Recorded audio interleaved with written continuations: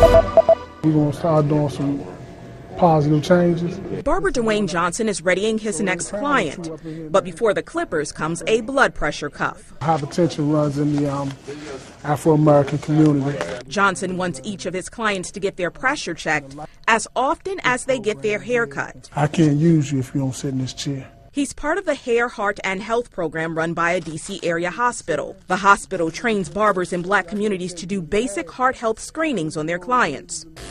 The American Heart Association says the prevalence of high blood pressure in African Americans is the highest in the world.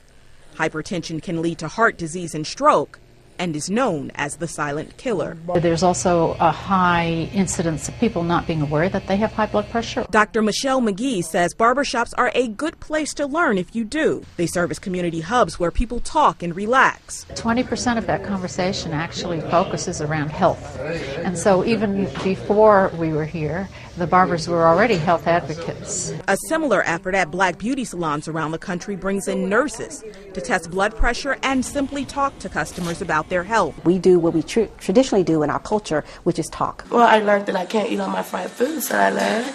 Both programs help connect people to follow-up care and medication if needed. We are in the profession of saving lives now. Bianca Davey, Associated Press. My concern